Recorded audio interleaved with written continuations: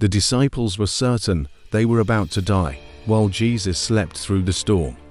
Let me tell you what happened next. Hey everyone, welcome back to the channel. Today I want to tell you about one of the most powerful moments in Jesus' ministry. It's the story of when Jesus calmed a storm. But this isn't just about bad weather. It's about fear, faith, and discovering who Jesus really was. Let me set the scene for you. Jesus had been teaching massive crowds all day by the Sea of Galilee. Thousands of people had gathered to hear him speak. He was exhausted. The crushing weight of the crowd, the constant questions, the needs of so many people. By evening, Jesus was completely drained. He told his disciples to get in the boat and cross to the other side of the lake. The Sea of Galilee was about 13 miles long and 8 miles wide. It would take several hours to cross.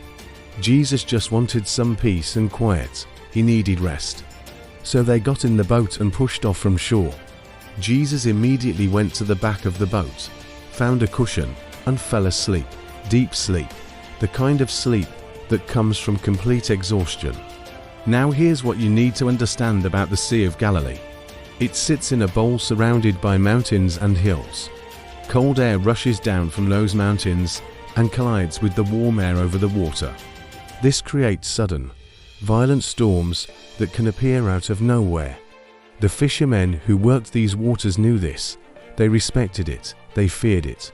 Several of Jesus' disciples were professional fishermen. Peter, Andrew, James, and John had spent their entire lives on this lake. They knew every mood of the water. They knew when storms were coming. They knew how to handle rough weather. These weren't inexperienced tourists. These were seasoned professionals. So when the storm hit, it wasn't just bad. It was terrifying. The Gospel writers describe it as a furious storm. The Greek word used suggests a massive windstorm, almost like a hurricane. Waves started crashing over the sides of the boat. Water was filling the vessel. The wind was screaming. The boat was being tossed around like a toy, and these experienced fishermen were absolutely terrified. Think about that. Men who had survived countless storms on this lake were convinced they were going to die. This tells you how bad it really was. They're bailing water as fast as they can. They're fighting the waves. They're using every skill they have, but nothing is working. The boat is taking on more and more water. They're losing the battle. And through all of this chaos, Jesus is still sleeping. Can you imagine? The boat is being thrown around. Waves are crashing over them. Wind is howling. Water is pouring in. And Jesus is asleep in the back of the boat, like nothing is happening. Finally, the disciples can't take it anymore. They're panicking. They rush to where Jesus is sleeping and shake him awake. The Gospels record their desperate words. "Teacher, don't you care if we drown?" That question reveals so much. They weren't just scared of the storm, they felt abandoned. They felt like Jesus didn't care about them. Here they were, facing death, and he was sleeping. How could he sleep through this? How could he not care? Jesus woke up. He stood up in that rocking, water-filled boat. The wind was still screaming. The waves were still crashing. And he did something that nobody expected. He spoke to the storm. He rebuked the wind and said to the waves, "Quiet. Be still." And immediately, the wind stopped. The waves became completely calm. The churning water turned into a perfect mirror. The chaos became peace in an instant. The sudden silence must have been deafening. One moment, a hurricane. The next moment, perfect calm. No gradual decrease. No slow settling. Instant peace. The disciples were stunned. They had seen Jesus heal people. They had seen him cast out demons. But this was different. This was nature itself obeying his command. The wind and waves, forces of nature that no human could control, just stopped at his word. Then Jesus turned to his disciples, and he asked them a question that cuts right to the heart of everything. He said, "Why are you so afraid? Do you still have no faith?" That question must have stung. Here they were, soaking wet, still trembling, and Jesus was asking about their faith. But he wasn't being cruel. He was teaching them something crucial. The disciples looked at each other in terror and amazement.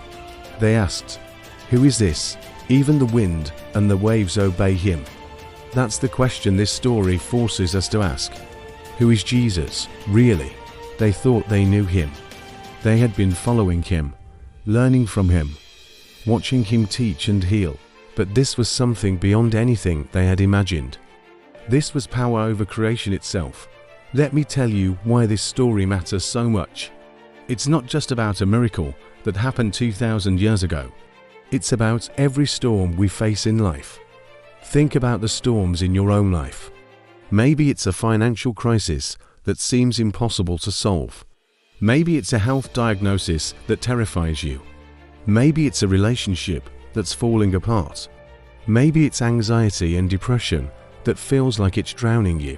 Maybe it's a situation at work or school where you feel completely overwhelmed. We all face storms, situations where we feel like we're going under, where we're bailing water as fast as we can, but it keeps coming, where we're using every skill we have, but nothing is working, where we feel like we're about to drown. And sometimes, just like the disciples, it feels like Jesus is asleep. It feels like he doesn't see what we're going through. It feels like he doesn't care. We cry out, "Don't you care that we're drowning? Don't you see what's happening to me?" But here's what this story teaches us. Jesus was never in danger. The storm that terrified the disciples didn't frighten him at all. Why? Because he had authority over it. The waves that threatened to sink the boat were under his command. Jesus wasn't sleeping because he didn't care. He was sleeping because he was at peace. He knew who he was. He knew his power. The storm couldn't touch him unless he allowed it. And here's the amazing thing. The disciples were in the same boat as Jesus. The storm that couldn't harm Jesus couldn't ultimately harm them either, because they were with him. They were never in as much danger as they thought they were. The same is true for us. When we're with Jesus, we're in the boat with the one who commands the storms. The things that terrify us are under his authority. That doesn't mean we won't face storms. It doesn't mean life won't be scary sometimes. But it means we're never facing those storms alone. Notice that Jesus didn't calm the storm before they got in the boat. He let them experience the terror. He let them feel the fear. Why? Because he wanted to teach them something about faith. He wanted them to learn that his presence is enough, even in the chaos. The disciples' problem wasn't the storm. Their problem was that they forgot who was in the boat with them. They focused on the waves instead of on Jesus. They focused on their circumstances instead of on his power. We do the same thing. We focus so much on the size of our problems that we forget the size of our God. We look at the waves instead of at Jesus. We panic instead of trust. Jesus asks us the same question he asked the disciples. Why are you so afraid? Do you still have no faith? He's not saying we should never feel fear.